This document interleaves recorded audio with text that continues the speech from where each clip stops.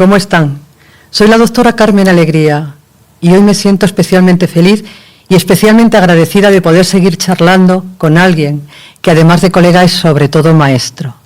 Doctor Mario Alonso Puig, bienvenido de nuevo. Muchas gracias, doctora Alegría, encantado. Hemos estado aprendiendo contigo sobre el camino del despertar en un vídeo anterior. Hemos hablado también del propósito vital, del poder curativo del amor, de la importancia de meditar en la vida cotidiana. ¿Qué te parece si en el vídeo de hoy charlamos un poco de la autoestima? Muy bien, perfecto. ¿Quieres comenzar dando unas pinceladas de qué es la autoestima o nos vamos directamente a por qué? Sobre todo de qué no es la autoestima. Venga. La autoestima no es arrogancia, la autoestima no es soberbia, la autoestima no es creerse más que otros, la autoestima no es pensar que pedir ayuda es de débiles, la autoestima no es creer que no se pueden cometer errores. La autoestima es sencillamente reconocer el valor que una persona tiene, independientemente del nivel de reconocimiento que le den otras personas. La autoestima es ver ese mismo valor en los demás. La autoestima es creer que tienes la capacidad de ser feliz y ayudar a otras personas en su capacidad de serlo. La autoestima es saber que te puedes caer y también levantar. Saber que cometer errores no te convierte en un fracasado, en una fracasada. La autoestima es saber que pedir ayuda y dejarse ayudar refleja dos virtudes o dos capacidades, la inteligencia y la humildad. Por tanto, la autoestima es un reconocimiento del valor intrínseco que todo ser humano tiene. Por tanto, la autoestima nunca crece reduciendo a otras personas, humillándolas, despreciándolas, considerando que son inferiores porque tienen o menos conocimientos, o menos edad, o menos experiencia. La autoestima, por tanto, es un reconocimiento, que quiere decir un volver a conocer lo que habíamos olvidado. Me encantaría que nos contaras, ahora que no nos escucha nadie, de las cosas que te transmitían tus padres, de las afirmaciones que te decía, ¿qué es lo que más contribuyó a tener una buena autoestima en ti? Lo que más contribuyó fue que nunca me humillaron, jamás. O sea, no recuerdo ni una sola palabra, ni por parte de mi padre o por mi madre, que me generara esa sensación de humillación, de pequeñez. Sí, recuerdo cosas que no me gustó oír, pero no iban contra quién era yo, sino contra cosas que hacía. Pues tienes el cuarto desordenado, pero no eres un desordenado, cosas de ese tipo, ¿no? Y luego lo que sí me ha ido mucho por parte de mis padres fue observar cómo trataban a todo el mundo. Eso me gustó mucho. Mi padre era una persona que desde el punto de vista profesional fue muy reconocida y sin embargo siempre estuvo cerca de todo el mundo le quería, desde la persona más sencilla hasta la persona que tenía la ocupación más, digamos, más sofisticada, por decirlo de alguna manera, ¿no? Y de alguna manera eso a mí me ha ayudado. Nunca podré decir que la autoestima que yo tenga dependa de otras personas, porque mucho depende de mí. La autoestima tiene también mucho que ver lo que uno se dice a sí mismo. Ahí te puede decir una persona, tienes capacidades, vales la pena, y tú, a ti mismo, pues estás diciendo, no, yo no valgo para nada. Entonces, ojo con atribuir la autoestima a tu historia, porque hay muchas personas que creen que la falta de autoestima es culpa de alguien. No, alguien no lo puso fácil, pero a veces quien menos fácil se lo pone es uno a sí mismo. Fíjate que escuchándote, es verdad, me abre como una especie de puerta a ampliar la mente y a tener la esperanza de que por muy mal que nos hayan ido las cosas en la infancia, siempre es posible volver a abrazar ese niño interior y recuperar que quizás alguna figura parental que tuvo mucho poder cuando teníamos 3 años no nos puso las cosas fáciles, como tú dices, pero que siempre es tiempo para decir, voy a reconsiderar qué me digo a mí mismo de mí y de la vida. Sí. Pero ¿por qué crees que nos cuesta más recibir alabanzas que críticas? Bueno, en primer lugar, tenemos que distinguir culpabilidad de responsabilidad. O sea, yo puedo pasarme la vida culpando a otras personas porque no fueron conmigo como tenían que haber sido, porque no me dijeron lo que me podían haber dicho, porque no me trataron como merecía haber sido tratado. Y es verdad, probablemente no recibí ese cariño, probablemente no recibí ese trato, pero eso quedó en el pasado. Si sigue vivo, no es por lo que sucedió, es porque yo no quiero soltar. Es porque no quiero olvidar, es porque me he anclado en esa posición de víctima para justificar mi falta de felicidad, mi falta de alegría, mi falta de ilusión. Entonces en ese momento lo que tengo que hacer es tomar responsabilidad, es decir, capacidad de respuesta, es decir, de acuerdo, mi pasado no va a determinar ni mi presente ni mi futuro. Elijo soltar, elijo pasar página, y esto es una decisión. No digo que sea fácil, digo que es posible. ¿Por qué nos afectan tanto las críticas? Por una razón, porque cuando una persona tiene una autoestima elevada, cuando realmente confía en sí misma y en sus posibilidades, aunque escuche críticas, es difícil que la tumben, porque tiene esa solidez interior. Cuando una persona esa autoestima no la ha construido, la busca en los demás. Oye, dime cuánto valgo, dime, ¿valgo o no valgo? Entonces en ese momento una crítica tiene un impacto devastador, porque ya tenemos la duda. Entonces estamos como muy sensibilizados a cualquier cosa que incremente esa duda, y esa duda la va a incrementar sobre todo la crítica. Y hablando de la crítica, ¿tú crees que si fuéramos conscientes del impacto que tienen nuestras críticas, nuestras clasificaciones, nuestras etiquetas, seríamos mucho más cuidadosos, incluso como médicos? Sí. A decirle a una persona de 20 años, eres hipertenso y ya te tienes que estar tomando un tratamiento durante toda tu vida, o ten cuidado que si vas por ahí te va a dar un infarto, o no te cuidas y vas a ser diabético en breve. Yo te voy a poner un ejemplo real para aterrizarlo mucho. Esta es una mujer muy joven, que además tenemos el testimonio porque de una forma muy generosa lo quiso compartir. Una mujer muy joven, tratada de una hipertensión arterial muy severa. La cardióloga que la llevaba, que era una cardióloga fantástica, estaba muy preocupada por la tensión. Ella obviamente se tomaba la tensión en casa con su aparatito, y las cifras eran siempre unas cifras preocupantes. Y por supuesto, cuando iba a la consulta, igual. Entonces, en una conversación que tuvimos los dos, le dije, ¿tú qué sientes cada vez que te acercas al aparato de tensión? Y dice, horror. Claro. Siento horror. Y dije, vamos a hacer una cosa. Tú vas a decorar tu aparato de tensión. Claro, se quedó un poquito como sorprendido. Digo, sí, le vas a poner calcomanías, pinturas, lo que quieras, pero lo vas a transformar. Y lo transformó poniendo como un bigotillo, unos ojitos, cosas así, como una figura amable. La cardióloga no podía entender cómo era posible que la tensión arterial fuera ahora de un orden completamente distinto. Ella estaba proyectando su miedo en el aparato y veía solo lo que sucedía fuera. Efectivamente la subía la tensión, pero ella no veía lo que inconscientemente estaba proyectando dentro. Todo es una relación, todo es una relación. Entonces, ¿qué quiere decir? Que cuando nosotros, lo decía también muy bien Ortega y Gasset, ¿no? Soy yo y mis circunstancias. Las circunstancias cuentan, claro que cuentan, pero tú también cuentas. Tú que tomes responsabilidad que tomes responsabilidad en cómo te vas a relacionar con ese aparato, cómo lo vas a transformar para ver algo diferente. Pues es algo que cuenta. Y te lo digo porque esta mujer, ya te comento, Carmen, que quiso hacer un testimonio para explicar lo que parecía inexplicable. Claro, es que hay veces que los resultados más asombrosos están en los más pequeños detalles. Sí. Hablábamos en un vídeo anterior del propósito vital.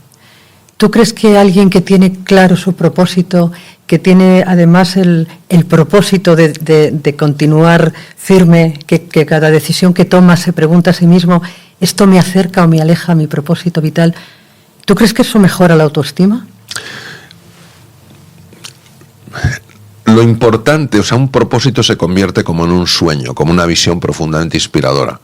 Lo más importante no es si al final lo alcanzas o no, sino en quién te vas convirtiendo en el proceso de alcanzarlo. Es decir, cuando tú te das cuenta de que tu propósito vital es algo que te trasciende, que va más allá de ti mismo, que va más allá de ti misma, aumentar tu autoestima ya no te importa. Lo que te importa es la contribución. Y cuando lo que te importa es la contribución, automáticamente la autoestima sube. Parece una paradoja eso que acabas de contar, pero qué gran verdad. Bueno, es que somos vasos comunicantes, es decir, según las leyes que nosotros manejamos, lo que doy lo pierdo. Según las leyes que maneja el universo, lo que das lo multiplicas. Y ahora que veo aquí la pelota que me asocia a mi niño interior y al niño interior de todos, para las personas que nos están escuchando y que todavía no han hecho las paces con ese niño y lo tienen sumiso detrás de una puerta y herido, ¿es posible sanar ese niño y que se convierta en un niño libre que efectivamente pueda empezar a disfrutar de la vida? No solo es posible, es que es necesario. Es importante y es urgente. Mira, yo una vez estaba en Cleveland, había ido a visitar la Cleveland Clinic en Ohio y me fui al Museo de Ciencias Naturales que hay en Cleveland, porque me encantan los museos. Y vi como una loncha enorme de secuoya. Luego, afortunadamente, se prohibió talar aquellos árboles milenarios, pero era inmensa. Entonces, cada anillo representa un año. Estamos hablando de varios miles de anillos. Y me impresionó mucho porque había una grieta en uno de los primeros circulitos, pero que se extendía casi hasta el final. Es decir, fíjate, algo que sucedió en la niñez de ese árbol, cuando ese árbol era pequeñito, cuando tenía muy poquita vida, se prolongó durante más de 1000 años. Ese es el impacto de los traumas, de las heridas del niño interior, que se prolongan en la época adulta. Muchas de las cosas que nos hacen sufrir en la vida, nos hacen sufrir porque no hemos sanado ese niño interior. ¿Qué pasa? Que el niño interior no hay que irlo a buscar en el pasado, está en el presente. Y desde el presente es como se soluciona y se sana el pasado. Por supuesto que es posible y además es necesario y sobre todo es precioso. Y para las personas que nos estén escuchando y que intuyan que su niño necesita ser abrazado, ser aceptado, ser tenido en cuenta, ser preguntado qué necesitas, qué puedo hacer por ti, ¿cómo se te ocurre que pueden empezar? Pues empezaría soltando. O sea, hay una meditación en el libro El Camino Despertar que es soltar para volar, ¿no? Para volar primero tienes que soltar. ¿Qué tienes que soltar? Todas tus acusaciones, todos tus juicios, todas tus declaraciones de culpabilidad y todos los castigos. Entonces, en el momento en que dejas caer eso, ¿qué te queda? El interés, la curiosidad, el deseo de escuchar. Por ejemplo, cometes un error, ¿vale?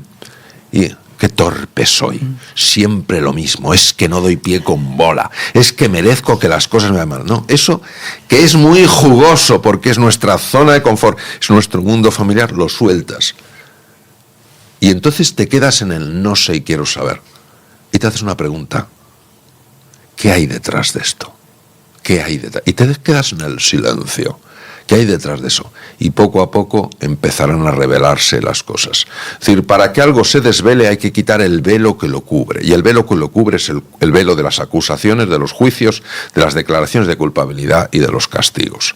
Ese es un paso fundamental. Y poquito a poco, cuando vas haciendo, lo decía maravillosamente Leonard Cohen en una de sus canciones, cuando se va haciendo una pequeña grieta, la luz empieza a surgir. Y cualquier sanación en una herida en el niño interior tiene una repercusión enorme en el adulto, en forma de alegría, serenidad, entusiasmo, confianza. ¿Y de dónde ha venido esto?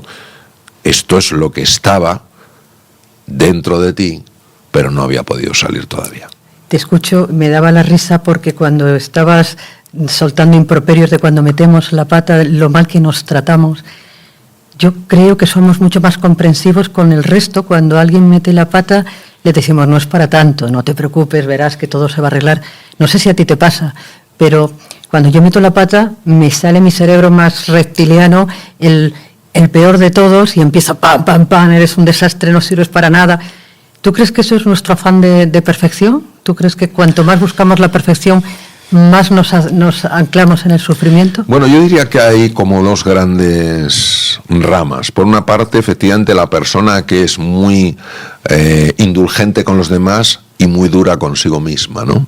Y por otro lado, la persona que es muy dura con los demás y a sí misma se lo permite todo, ¿no? Entonces, yo creo que nosotros lo que tenemos que entender es que los errores que cometemos no son fruto de la maldad, aunque puedan parecerlo. Pueden ser hechos malvados, pero parten de una profunda ignorancia, de un profundo desconocimiento de nuestra realidad. Entonces, yo creo que lo primero que tenemos que hacer es entender eso, es decir, entender que todos cometemos errores, que nosotros combinamos las dos dimensiones, el yin y el yang, los principios de complementariedad, y que la vida es un aprendizaje continuo, y que la vida es una escuela para aprender, y entonces tomárnoslo un poco más común, aunque sea serio, como un juego, donde unas veces ganas y otras veces pierdes, y no meterle tanto hierro a las cosas, ser más comprensivos con nosotros, ser más comprensivos con los demás. Y en el fondo es un poco lo que en el propio taoísmo llaman Wu Wei, ¿no? La acción sin acción, muchas veces tampoco comprendida, que no quiere decir que no hagas nada, quiere decir que fluyas. Es una acción sin esfuerzo. En la terminología moderna la llamaríamos estar en la zona o fluir, siguiendo las investigaciones de Csikszentmihalyi, ¿no? De Mikhail Csikszentmihalyi en la Universidad de Chicago, ¿no? Entonces, de alguna manera es fluir. Entonces, para poder fluir tienes que quitar todo aquello que no te deja fluir. Fluir es nuestro estado natural. Lo natural no lo natural no es rozar con todo, rozar con la vida, rozar con los demás, rozar con nosotros mismos. Lo natural es fluir. Y ahora que hablas de fluir y el no hacer, ¿cómo distinguir no hacer nada del no hacer? Bueno, precisamente por eso, porque cuando Csikszentmihalyi estudió a los deportistas, ellos decían que había un momento en el que algunos de ellos entraban en un momento en el que veían como que ellos no hacían, que eran llevados, como que algo les llevara. Entonces en ese momento todo era natural, todo era fluido. Yo esto lo he experimentado en el quirófano, en momentos donde he entrado en la zona y he observado cómo las manos se movían sin que yo realmente tuviera la voluntad de moverlas y con una precisión que a mí mismo me dejaba verdaderamente impactado, ¿no? Entonces, cuando hablan del Wu Wei, de la acción sin acción, no quiere decir el no hacer nada, no, que lo haga todo el universo. Quiere decir que sepas que el universo hace contigo, que hace contigo. Que no tengas la arrogancia, que no tengamos la arrogancia de creer que podemos solitos. No. Yo personalmente solito no puedo casi nada, por no decir nada. Entonces siempre necesito ayuda. Entonces abrirse a este universo que confabula a tu favor, como decía tan maravillosamente Pablo Coelho, es fundamental. Cuando uno estudia un poco el mundo del taoísmo, que es una filosofía de origen chino, te das cuenta de la profundidad metafísica de la que habla. Porque lo que está diciendo es que no hay un universo indiferente y aquí una serie de mortales haciendo lo que podemos para seguir adelante. Hay un universo que está deseando entrar para ayudarnos, que es un viento que quiere movernos en la dirección correcta, es el entusiasmo, ¿no? El Dios en la persona, ¿no? Es ese movimiento que parece que viene de otra dimensión. Pero nosotros no dejamos espacio. ¿Por qué? Por nuestra soberbia. Yo las personas más brillantes que he conocido, y algunos son premios Nobel, que he tenido la fortuna de estar en distintos eventos, lo que más me impresionó es su increíble humildad. Yo a veces me quedaba con Mario Molina, que coincidió varias veces, premio Nobel de Química, viendo cómo me escuchaba o cómo escuchaba a otras personas, digo, parece mentira, ojalá yo tuviera la humildad de esta persona que gana un premio Nobel en Química. Ahí está la grandeza. Hablas de grandeza, hablas de humildad, hablas de entusiasmo, que es una palabra que a mí me entusiasma porque es la conexión con lo divino. A mí que me encanta observar mucho, me encanta ver que los niños cada minuto se entusiasman un montón de veces. Y a medida que vamos cumpliendo años, o cumpliendo, como dices tú, acumulando juventudes, sí, suena mejor, sí. Como que el entusiasmo se nos va por el desagüe. Claro, claro. ¿Qué podemos hacer para recuperar el entusiasmo? Vamos a ver, nosotros tenemos que entender que se vive con más salud, con más vitalidad, con más prosperidad, con mejores relaciones y con más felicidad si vivimos con alegría, si vivimos con ilusión y vivimos con entusiasmo. Tendemos a pensar que esto depende exclusivamente de las circunstancias exteriores. Por supuesto que las circunstancias influyen, no determinan. Cuando tú te das cuenta de que traer alegría, traer ilusión, traer entusiasmo, no solo es bueno para ti, sino es bueno para los demás, entonces por lo menos tienes la disposición a hacerlo. Unos días podrás, otros días no podrás, pero siempre querrás. Pues debo confesarte que mientras te escucho, mis dosis de entusiasmo van en aumento, pero me temo que se nos está acabando el tiempo, pero yo te invito, me permito el lujo de invitarte a otro nuevo vídeo. ¿Qué te parece? Me parece maravilloso, Carmen. Mil gracias, como siempre, de corazón. Gracias a ti. Gracias por estar viendo este vídeo, ojalá te esté gustando y sobre todo lo más importante, que te esté sirviendo. Si es así, te pediría que le des un like al vídeo y le des al botón de suscripción en el canal de YouTube para que así pueda seguir creando contenidos de calidad. Muchas gracias.